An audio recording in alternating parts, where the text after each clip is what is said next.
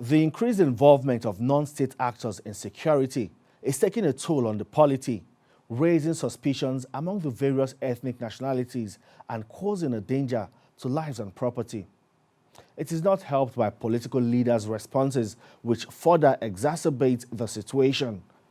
Much of the news this week was taken by the killing of 12 soldiers in Benue State over what was described as a communal clash between two ethnic groups over land and boundary demarcations. Also, the decision of the Southeast governors to form a regional security network gained some traction, while the Zamfara state governors warning to leaders in the South to rein in non-state actors in their region and stop them from attacking northerners and their businesses or risk retaliation. But what impact do these happenings have on the 2023 general election, especially with the opposition People's Democratic Party emphatically making moves to establish itself as a major contender well ahead of the date of the polls? We will look at these issues this week on the program Politics on Sunday. I am Femi Akonde.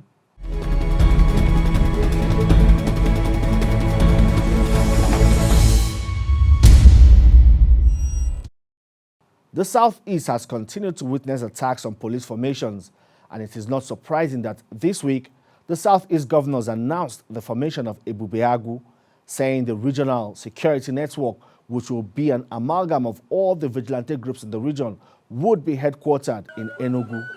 But this had promptly been rejected by the indigenous people of Biafra.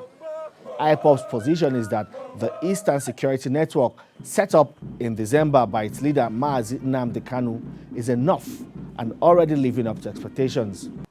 According to IPOB, the action of the governors is rather belated and suspicious, and IPOB even warns of bitter consequences for anyone joining Ebubeagwu. Already such incendiary statements by IPOB threatens the peace of the region.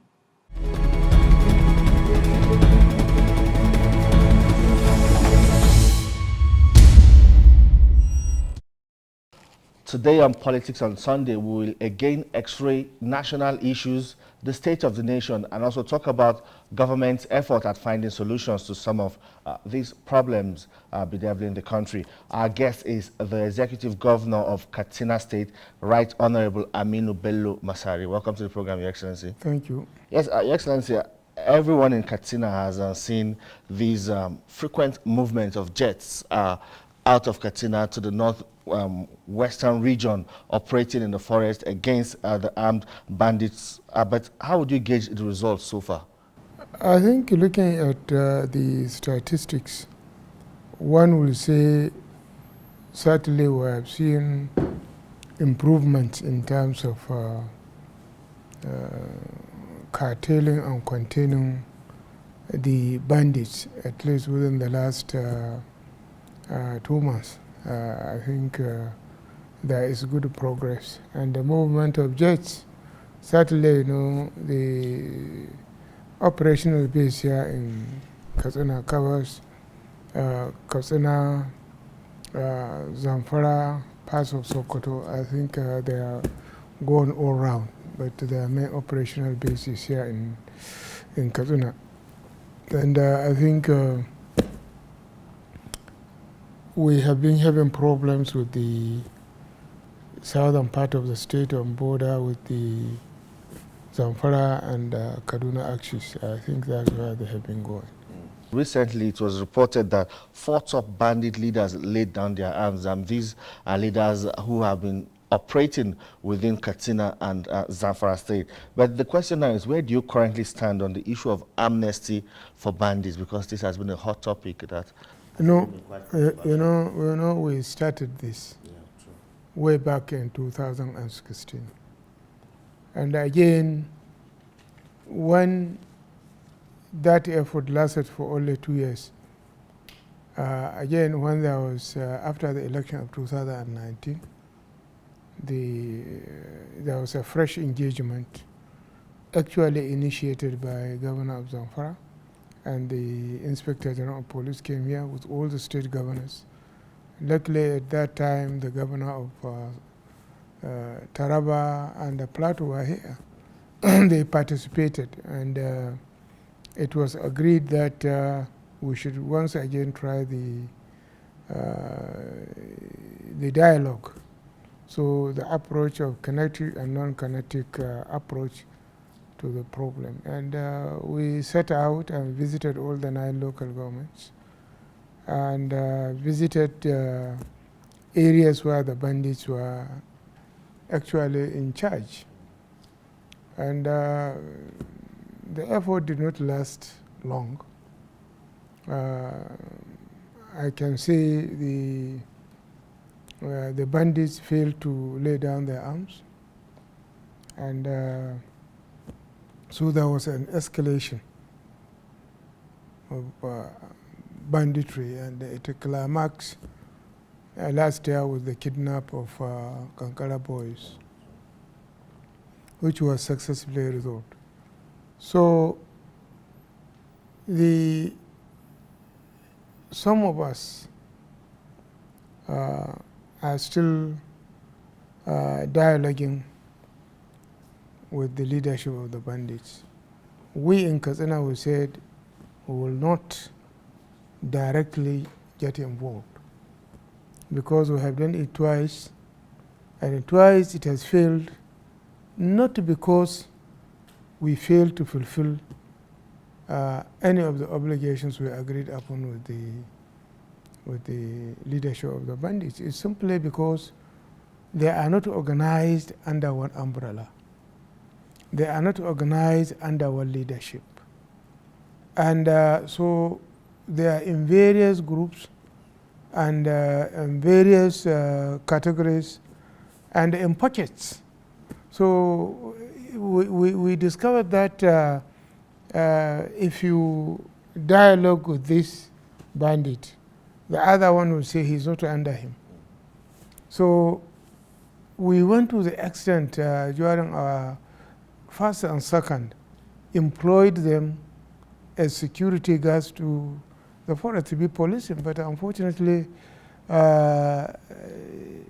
despite we fulfill part of the agreement that we should take care of the people who are patrolling the forest areas, but they failed, and so we had to stop. So the reality is, it's very difficult to say you are dialoguing with who, because they are not, this banditry is not against the state per se, but it's against the society at large. Because, look, they are not secessionists. They are not representing any political beliefs or ideology. They are not like Boko Haram, who are claiming to be Islamists. These are not. So really, they are what they are, bandits. So how do you really dialogue with them? It's very difficult. Yeah. You said, sometimes even impossible. You said the government will not dialogue with them directly or engage with them directly.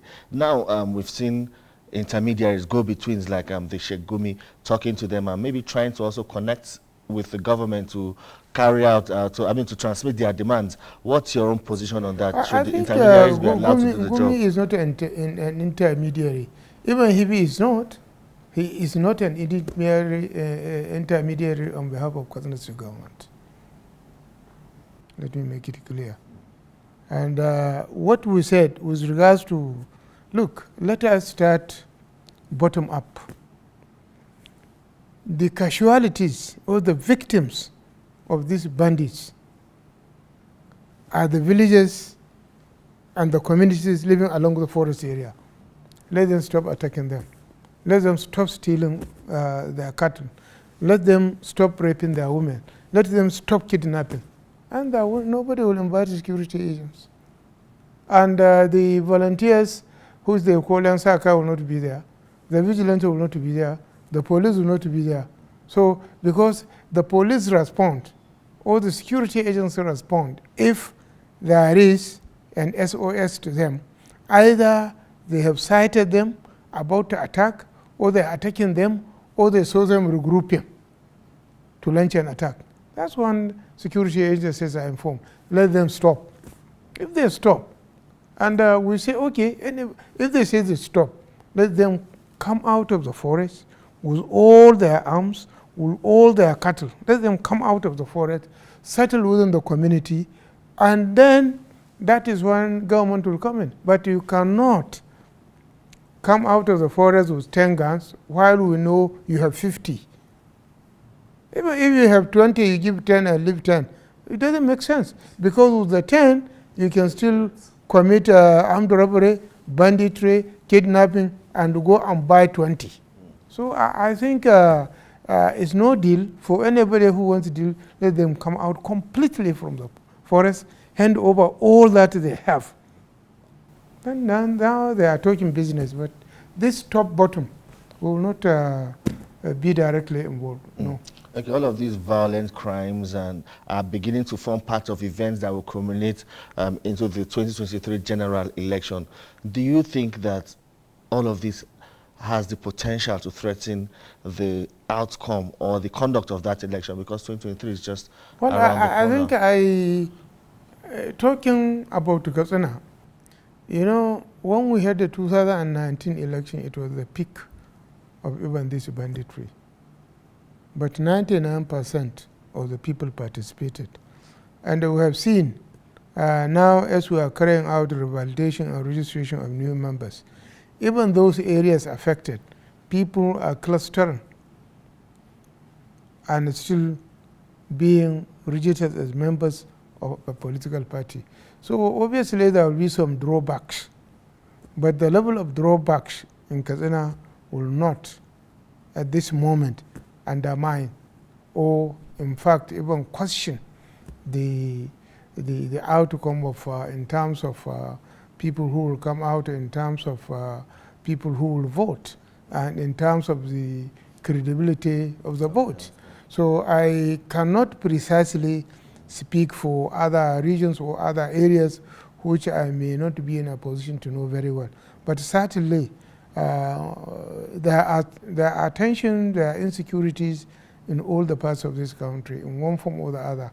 And this we have been living with for well more than 20 or 30 years. And so I think while acknowledging the fact that it is there, while also believing that we have the capacity to resolve it, but I think most of it, I think social media is playing a much more negative role in terms of reporting the issue of insecurity, because they take events that took place maybe 20 months ago and bring it today as if it has happened today. We have seen it in several times. Even in cases here in Katsina, we saw reports that are really and absolutely not true. So I think if it can happen in Katsina, well, we support that it can happen anywhere in the country. Your Excellency, there has also been a groundswell of ethnic tension. That is a new trend now. We have seen violent crimes and all that, but ethnic tension is also building. We saw what happened in Oyo State, and even recently the Zamfara State governor had to warn that if this is not nipped in the bud, maybe northerners might be forced to carry out reprisal attacks if their people are still being attacked in the south. Do you feel things have gotten that bad? No, I don't think so. And I do believe that leaders, we should know what to see, how to see, and when to see. I don't think tribal tensions have been with us even before independence. And Nigeria is not alone in this issue of ethnicity, tribalism, or differences in terms of religious beliefs. We saw what happened even in the elections in Niger Republic. So it has been with us, but my appeal to leaders is that we have many ways of resolving issues. But this issue of saying or reprisal or things, I don't think we should be saying that, or we should even be encouraging that. And as government, we should not take stand on it. Okay, another thing people are talking about is this political conversation about rotation of power. Some people are saying power should move from the north to the south. Some people are saying there's even an agreement about power rotation and all of that. As a major stakeholder in the affairs of things politically in the country, do you think power should change among the regions? What's your take on all of this? Well, I think I have made my position very clear. I, as Aminu Bello Masari, I do believe that the idea of rotation, I think, is for it to promote peace, harmony and tranquility in the nation and in the political system of the nation. And agreement or no agreement, there is a general understanding that if power in any of the political parties from stays for 8 years in one zone, in one region, it moves to the other region. It makes sense to do that. So I do believe that under our party, we should really get a southerner to fly the flag of APC. But this is my own personal belief and my own personal opinion. That does not mean those who feel they must exercise their constitutional right should not do so. Because you could remember there was an understanding even in 1999 that the president will come from southern part of the country, and even from the southern part of the country from certain particular region. But that later Abu Karimi contested. In 2003 he contested again. So party can agree to do certain things, but that does not take away the rights of individuals under the Constitution. So my opinion is that really power should rotate from regions. So, and it should go to the south. Yeah. Yes, let's talk about the administration of President Muhammadu Buhari. Some people say the approval rating of the government of the day has dropped, and they will cite issues of insecurity, unemployment, inflation, and even the worsening poverty. Do we have an election? Sir? Do we have an election? No, not yet. So, anybody who will say the approval rating of a particular political party has gone down can only be tested during election. And from what we have seen in revalidation and the registration of new members, I think you are getting it wrong. But there have been protests, discontent. This is democracy. This is democracy. Even the best democracy in the world, people protest. I think if you are talking about democracy, you cannot speak more than the United States. We saw what a certain president did. We saw what people did. So the reality is, because we have democracy, that we should not have people complaining, people protesting, people agitating. No, I think one of the ingredients of democracy is to give people opportunity to even agitate, even for nothing. Because some people may be agitating for nothing, but simply because they are individuals. There has never been an ideal situation since the beginning of the creation of human being. There has no. Look, even the prophets, all the prophets did not leave this world when everybody believed in them or everybody followed them. When they left the world, there were people who did not believe them, who did not follow them, who did not agree with them. So are we saying now, it is Muhammadu Buhari we need to have an ideal situation? Is there anything ideal situation? I think we should congratulate and celebrate Muhammadu Buhari for even allowing people to abuse him, to say whatever they like in the form of democracy. So be it. My friend, you can only take the popularity of a party when it comes to election. But this is what you media are saying, this are saying that. Let's go to the polls and see. So that means the president has not lost the confidence of the people. Are you talking for yourself? No, I'm asking a question on behalf of a group of Nigerians who asked you to ask this question? No. I don't believe them. I'm not part of them.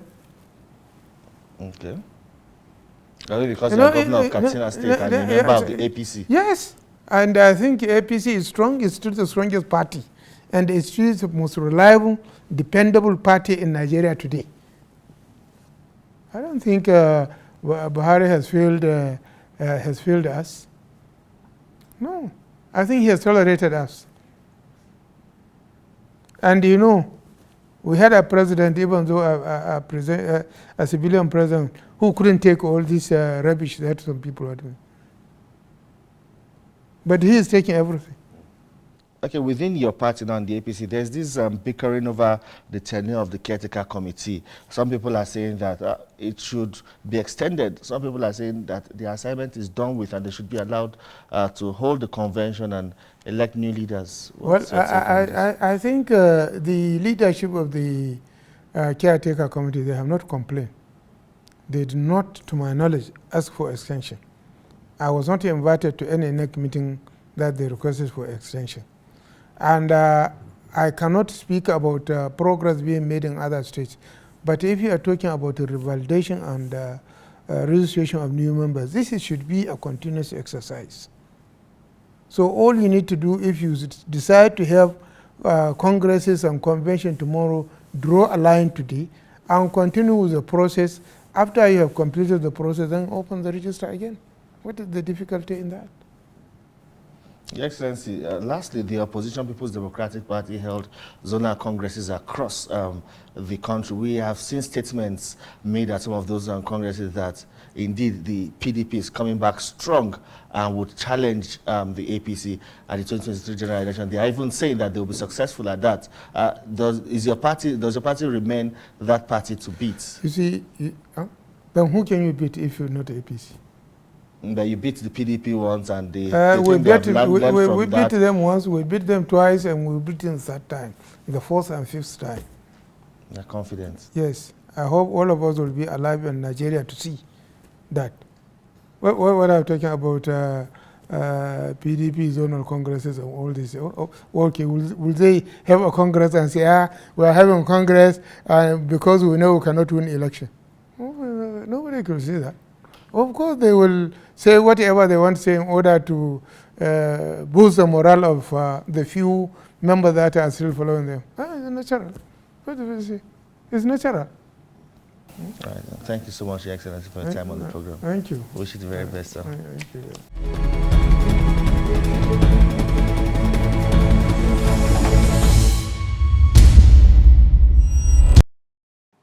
There we have it. Again, questions hover around those allegedly sponsoring unrest in the nation, and the arrest of collaborators aiding banditry seems to be the first step to exposing them. While the political class pushes forward their interests, they must remember that they can only achieve their ambitions in an atmosphere of peace. While government at all levels push forward their strategies to bring the simmering unrest in the country to an end, non-state actors and indeed all Nigerians must restrict the urge to belt out rhetoric that unnecessarily heats up the polity. 2023 is still some way off, and government must not be brought to a halt to prove that there should be a change and the actors at the top. That's our show for this week. Join us again next week when we consider another issue of national discourse. I am Femi Akonde.